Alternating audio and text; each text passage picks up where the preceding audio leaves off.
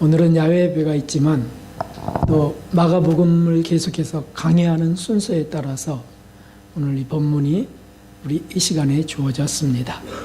먼저 우리가 생각해 볼 것이 있습니다. 미국에서의 목회는 불문율이 3가지 있다 하지요. 저도 들었습니다. 첫째는 자녀에 대해서 묻지 않는다는 겁니다. 자녀가 무엇 하는지, 어느 학교 나왔는지 일절 묻지 않는다는 거죠. 왜냐하면 어려운 자녀도 있기 때문이겠죠. 두 번째는 결혼 여부를 묻지 않는다는 거예요. 그래서 결혼했냐 안 했냐? 왜냐하면 이혼한 사람들이 많다는 거죠. 세 번째는 지금 누구와 살고 있는지 묻지 않는답니다. 이게 불문율이래요. 이는 개인의 프라이버시를 존중하는 것이지만 불법을 행하고 살아도 그냥 방관하면서 교회에 나오기만 하면 돼요. 헌금하고 예배드리면 돼요 하는 책임 회피의 목회라 말할 수 있습니다. 더구나 심각한 문제가 있는데 설교의 주제도 그런 것들은 불문율로 정해 다루지 않는다는 겁니다.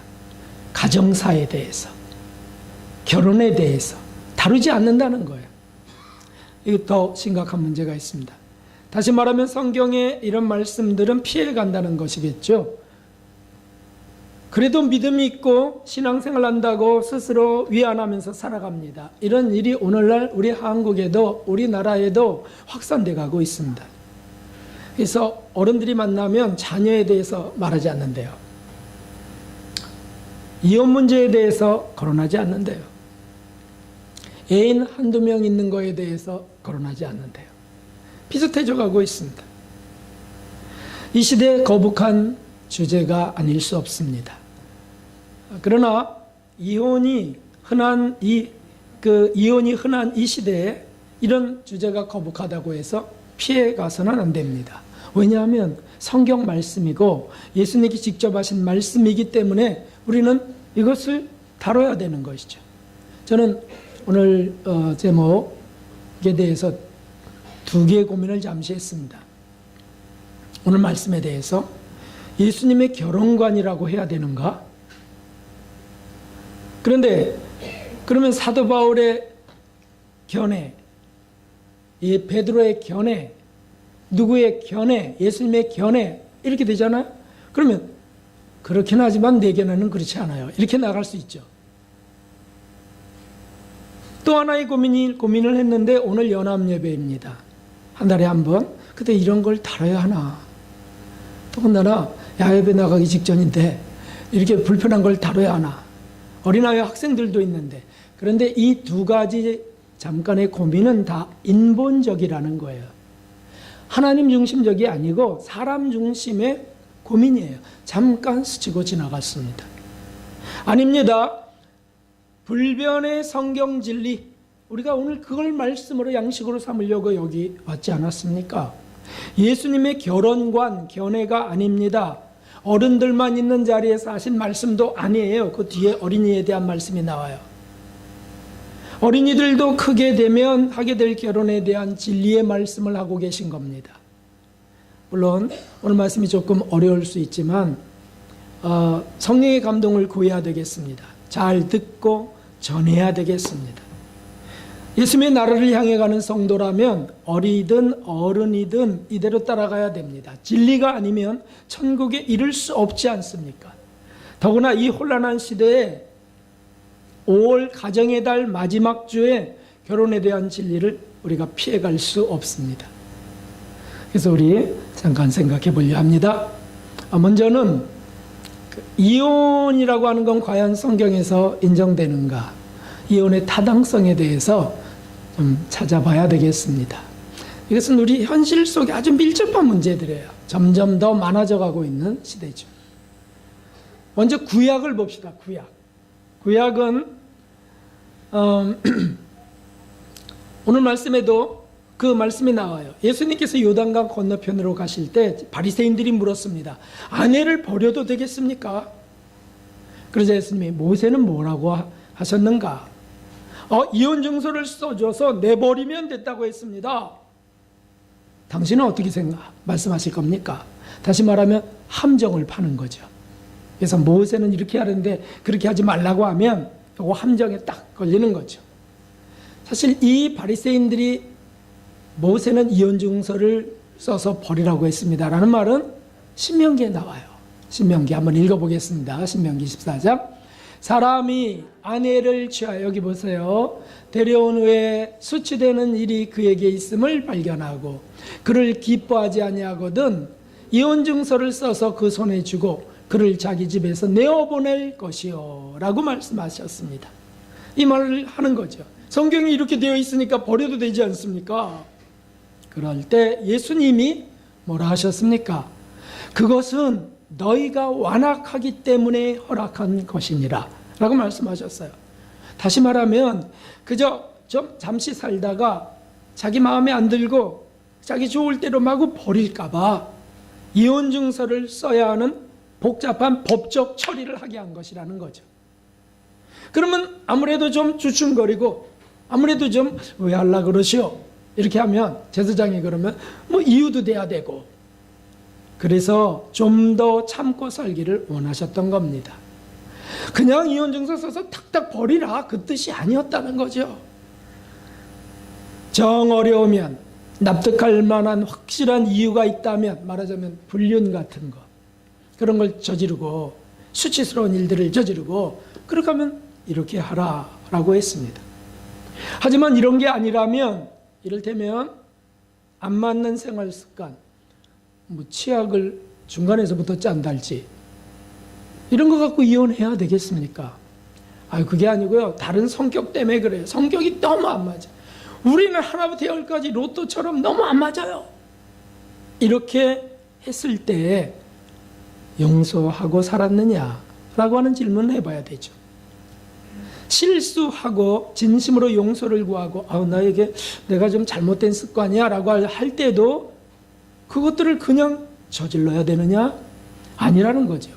원수도 사랑하고 오래 참고 용서할 것은 몇 번이고 용서하면서 함께 살아가야 될 것을 전제하면서, 그러나 그가 이렇게 악하고 이렇게 불륜을 저지르고 이렇게 고치지 않을 때는 이혼증서를 써서 버리라 라고 하신 겁니다. 신약은 어떻게 말씀하고 계실까요? 구약은 그렇다면 신약은 우리가 여기 다 제가 띄울 수가 없더라고요. 길어서. 그래서 우리가 오늘은 성경 공부를 좀 하는 겁니다. 고린도전서 7장을 찾아보겠습니다. 고린도전서 7장. 자, 고린도전서 7장 10절에서 15절 듣기만 하셔도 되고요. 읽으실 수 있으면 읽으려고 합니다. 눈으로 따라가시면 되겠습니다. 이 고린도전서 7장은 여러분 우리가 꼭 기억해야 될 결혼에 대한 진리가 기록되어 있습니다. 10절부터 보면 이런 말씀이 있습니다. 혼인한 자들에게 내가 명하노니 명하는 자는 내가 아니요 주시라. 성령 하나님께서 이렇게 하신 것이다 라고 하는 말씀이죠. 여자는 남편에게서 갈리지 말고 만일 갈릴지라도 그냥 지내든지 다시 그 남편과 화합하든지 하라.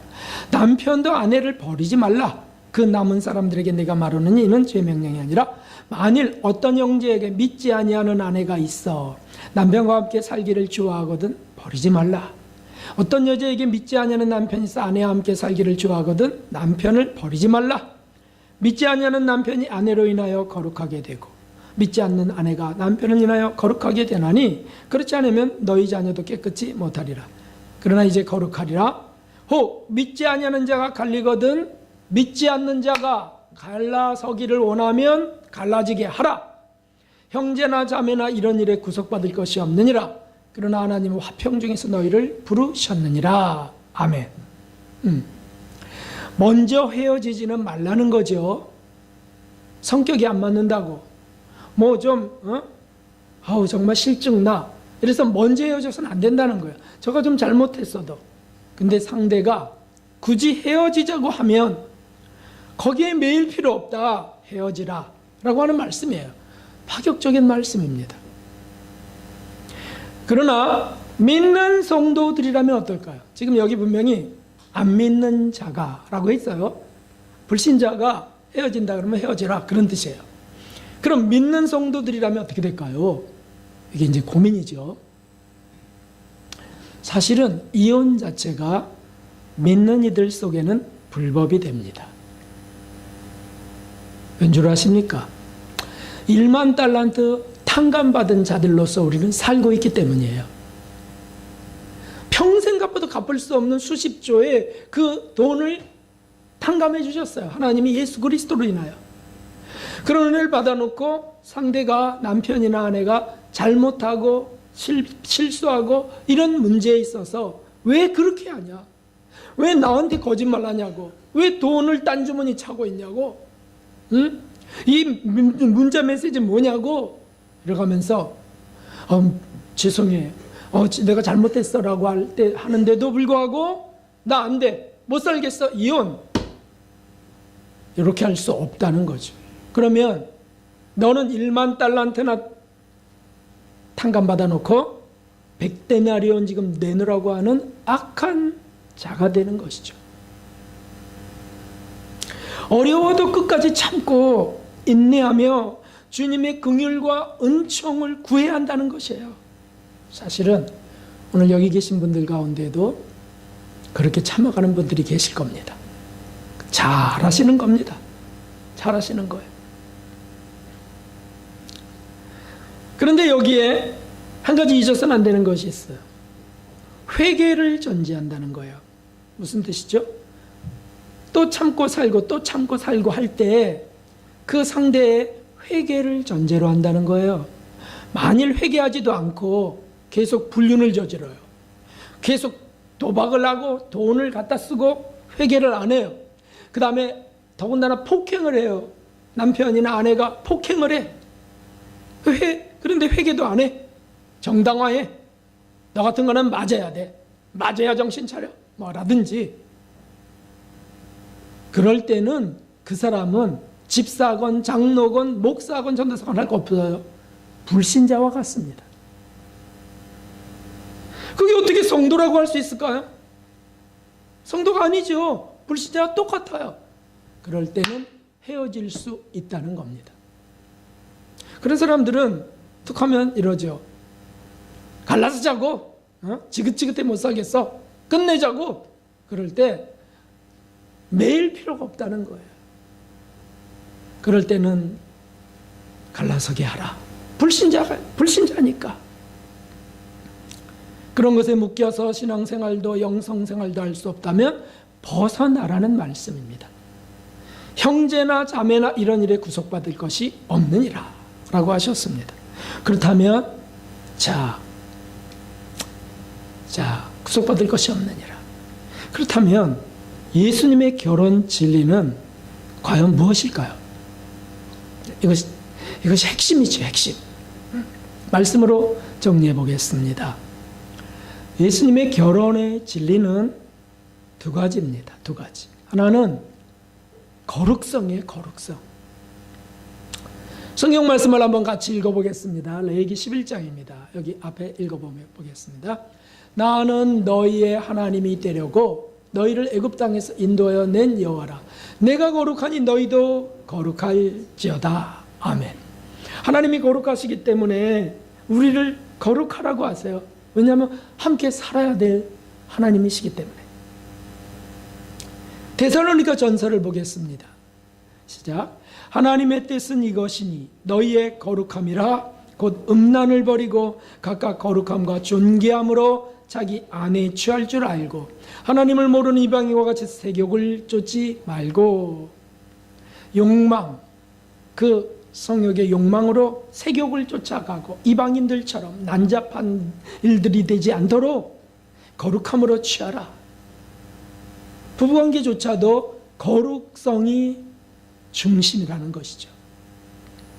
하나님은 우리가 거룩하게 되기를 원하십니다. 인간을 창조하실 때 누구의 형상대로 만드셨다고요? 하나님의 형상대로. 그 이유가 무엇입니까? 하나님이 거룩하셔서, 거룩하신 하나님이 우리를 만드실 때 거룩하게 지으셨다는 거예요. 거룩하게.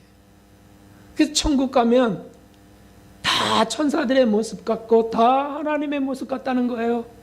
그렇게 만들어서 들여보내시는 거죠. 결혼은 무엇이라고요?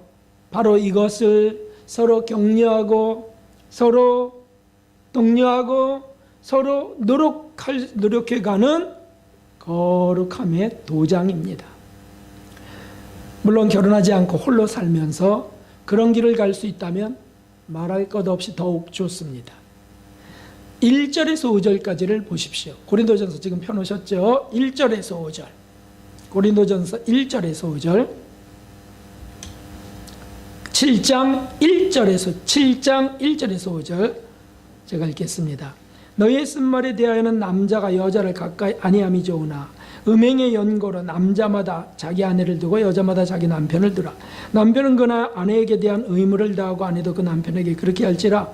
아내가 자기 몸을 주장하지 못하고 오직 그 남편이 하며 남편도 이와 같이 자기 몸을 주장하지 못하고 오직 그 아내가 하나니. 이게 무슨 뜻이냐면 상대가 요구할 때 허용하라 그 뜻이죠. 그러나 5절 함께 읽겠습니다. 서로 분방하지 말라. 다만 기도할 틈을 얻기 위하여 합의상 얼마 동안은 하되 다시 합하라. 이는 너희의 절제 못함을 인하여 사단으로 너희를 시험하지 못하게 하려 함이니라. 아멘. 자, 이 말씀의 중심이 무엇입니까? 결혼은 허락한 것이지만 육체의 욕망을 위한 것만이 아니라는 것이죠. 육체의 욕망을 위해서가 아니고 거룩한 연합을 위하여 함께하는 것이라는 뜻입니다. 결혼은 거룩한 연합입니다. 예수님의 말씀은 그 결혼의 진리입니다.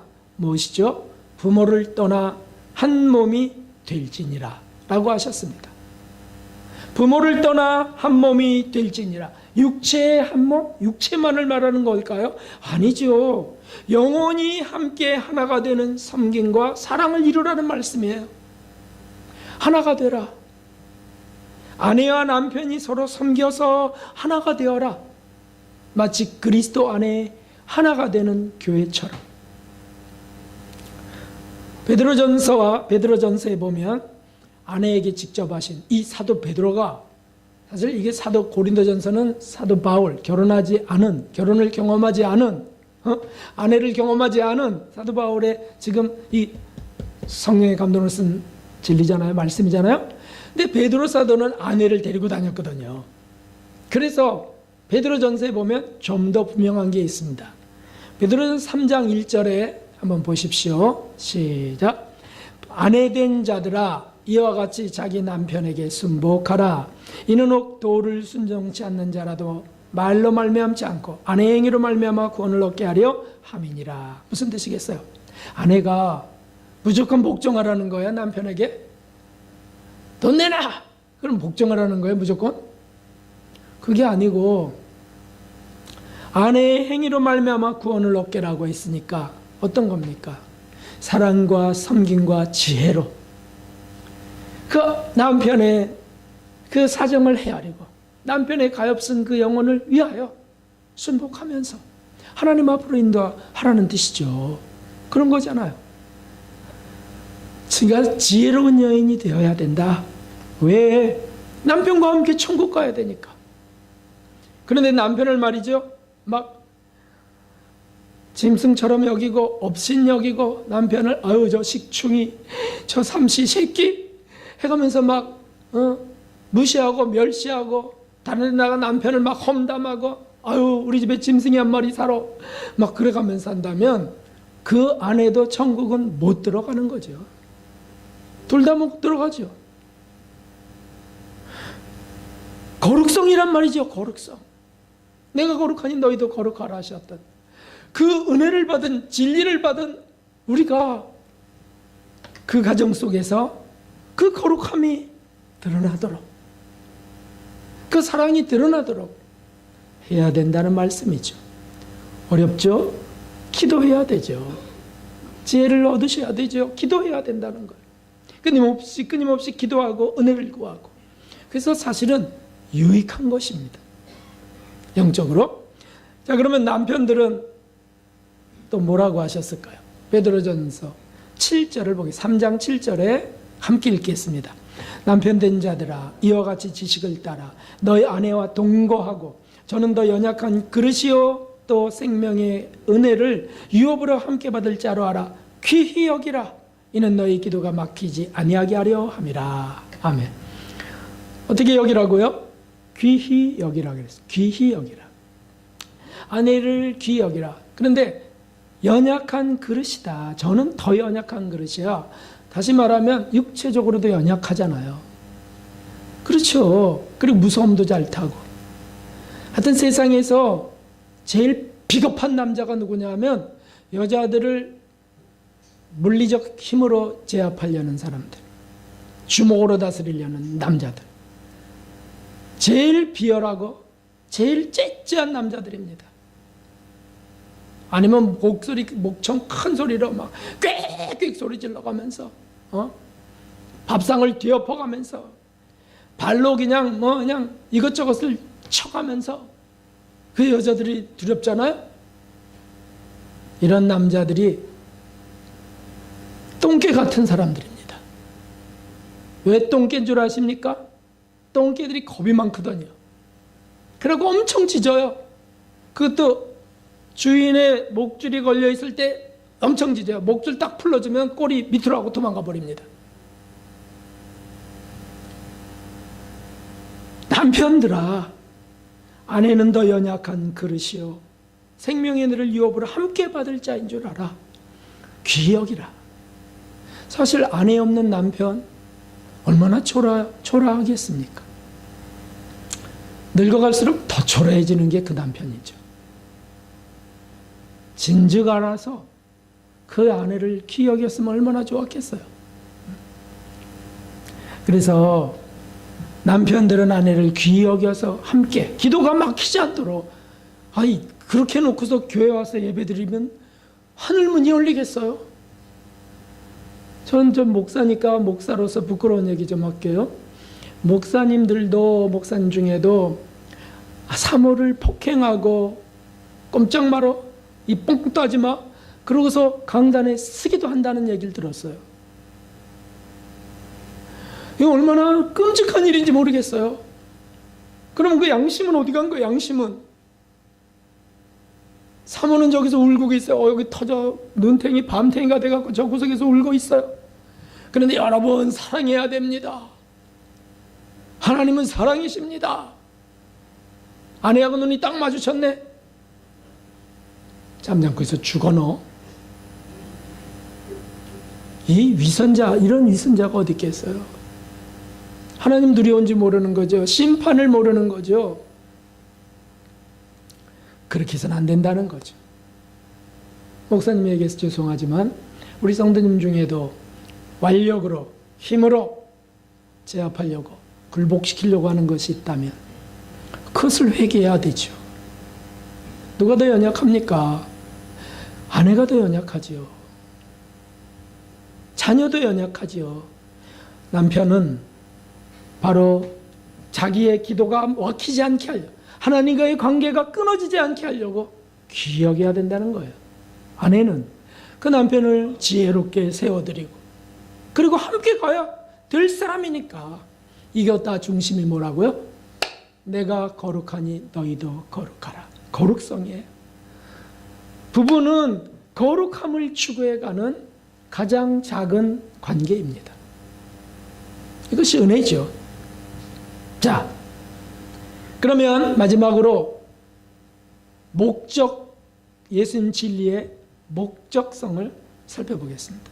거룩성이라고 했고 두 번째는 목적성이에요. 이 결혼 부부연합의 목적이 무엇일까요? 왜 우리를 서로 만나게 했을까요? 왜 저를 임사모여와 만나게 했을까요? 하필 수도 없는 여인 가운데 저분과. 그것은 하나님 나라와 하나님의 영광에 있습니다. 우리 명심합시다. 결혼은 육체의 욕을 위함이 아닙니다. 거룩하게 함께 가는 길이요. 그래서 어떻게? 하나님 나라를 향해서 하나님의 영광을 추구하며 살도록 하신 것이 결혼이라는 거예요. 하나님은 모든 만물이 하나님의 영광 아래 살기를 원하셨습니다. 그래서 만물을 만드시고 보시기에 좋았습니다. 그것은 하나님만 좋으시려고 한 것이 아닙니다. 우리가 하나님의 영광에 이르러 행복하기를 원하셨다는 거예요. 우리가 행복하기를. 자유롭고 평화롭게 서로 섬기면서 서로 사랑하면서 행복하길 원하셨어요. 어떨 때 행복하시나요? 사랑할 때 행복하고요. 평화가 임할 때 행복해지죠. 우리 이제 야외로 나갈 겁니다. 녹색이 가득합니다. 호수의 푸른 하늘에 오늘 또 맑아요. 미세먼지가 지난주에 가득했는데 세찬 바람으로 다 날려버리셨어요. 얼마나 감사한지. 기도에 응답하셔서 기도해. 그런데 왜 그런 데 가면 우리는 행복해지죠? 거기 평화의 색이 있어서 그래요. 녹색, 하늘색. 자연이 있어서 그래요. 만물을 창조하신 하나님의 손길을 느낄 수 있어서 우리는 행복해지는 거죠. 그렇습니다. 결혼이 바로 그렇게 되길 원한다는 거예요. 하나님 나라 천국의 완전한 평화와 기쁨 속에서 영생할 것을 원하시는 거죠. 그렇게 해서 만나게 하신 겁니다.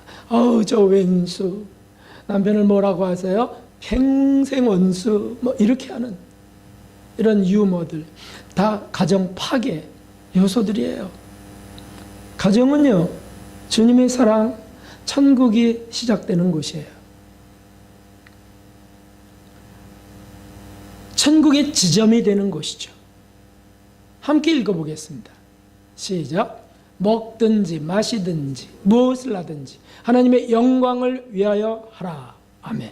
이것은 고린도전서 10장 31절의 말씀이에요. 먹든지 마시든지 무엇을 하든지 하나님의 영광을 위하여. 여러분, 교회는 무엇이죠? 교회. 우리 교회. 교회는 에베소서에 보면 그리스도의 몸이라고 했어요. 그리스도의 피로 사신 교회, 그리스도의 몸이라 그러셨어요. 그러니까 이 교회는 그리스도 안에서 자기 몸처럼 서로 돌보는 훈련장이기도 한 것이죠. 몸이라고 했으니까. 우리 몸 어디 하나 아프면 엄청 신경 써지잖아요. 발에 가시 하나만 박혀, 눈에 티 하나만 들어와도 엄청 신경 써요. 그래서 그걸 해결하려고 합니다. 교회는 그런 곳이라고 했어요. 몸이라고, 그리스도의 몸. 그래서 서로 돌보고 작은 자를 사랑하고 섬기는 이 훈련장, 여기가 교회예요. 주님이 몸소 이 땅에서 보이신 것이 그겁니다. 발을 닦이시면서 너희도 행하게 하려 본을 보였다, 이렇게 하셨어요. 그렇죠, 여러분. 가정이 바로 그 가장 작은 기초단이라는 거예요. 그래서 그 가정들이 교회로 와서 또 훈련하는 것이에요. 말씀 받고 가정으로 돌아갑니다. 실천합니다. 가정에서 이런 관계지. 물론 저도 여러분들도 자기가 있어서, 자아가 있어서 쉽지는 않습니다. 그러나 이 목적이 분명하다면, 이 목적성이 확실하다면 우리는 적어도 회개하게 될 것입니다. 하나님, 전 또 그렇게 못 살았어요. 또 우습게 여기고 업신여겼어요. 또 큰 소리 쳤어요. 더군다나 아내나 남편이 그래서 서로 무시하는 것도 끔찍한 일이지만 부모를 막 무시하고 부모에게 욕을 하고 그러면 어떻게 했어요? 우리 몇 주 전에 찾아봤어요. 부모에게 욕하고 부모를 업신여기는 자는 골짜기 독수리에게 쪼아먹히리라. 쪼아먹히리라고 심판하시겠다는 거야, 하나님이.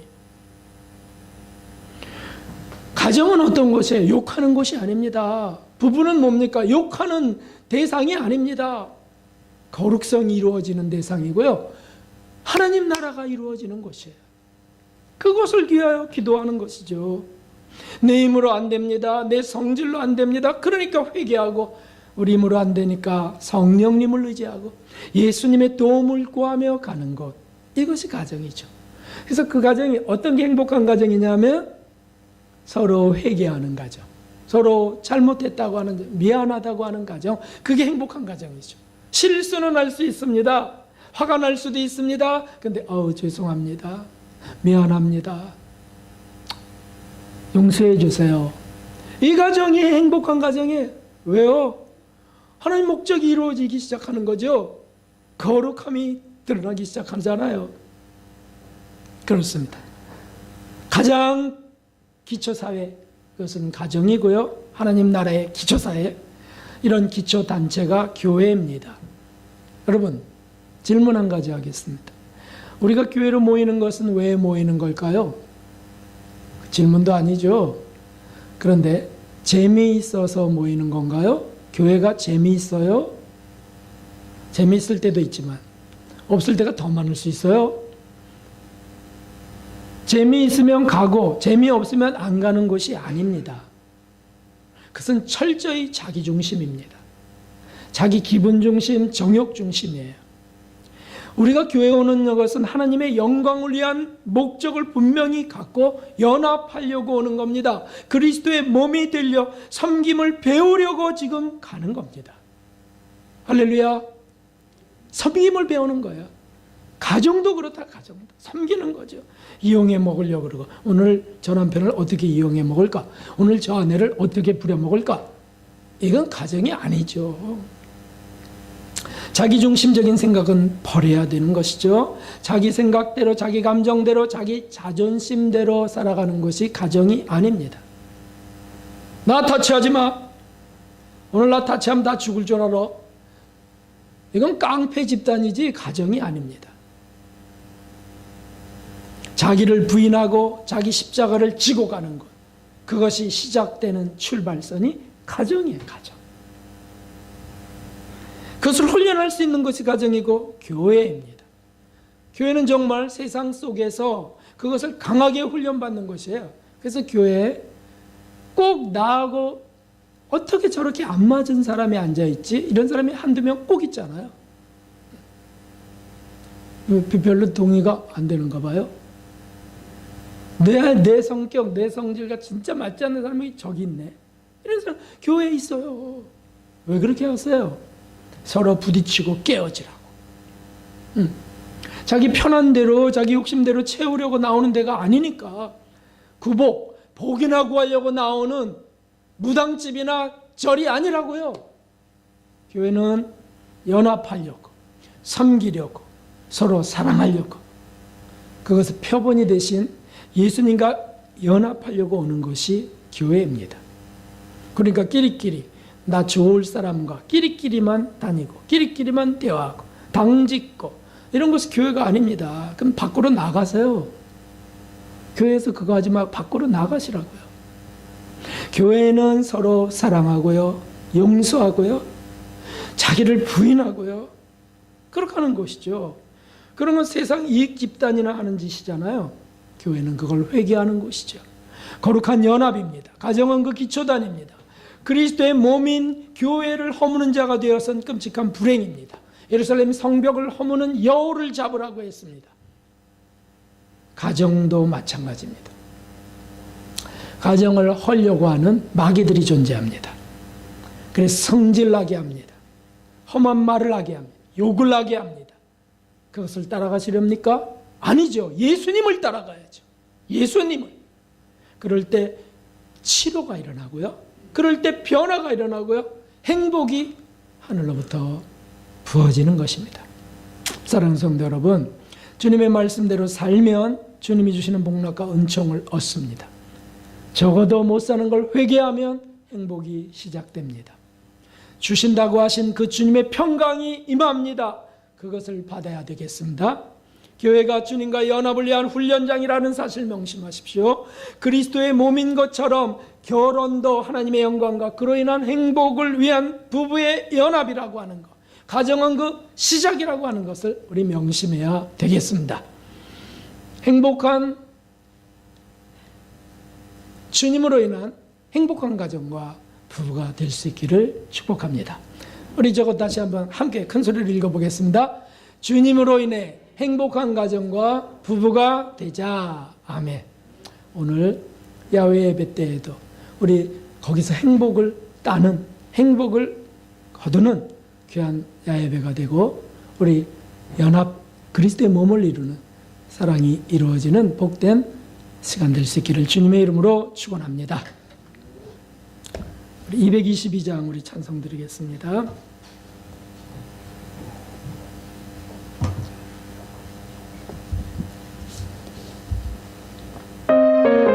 박수하면서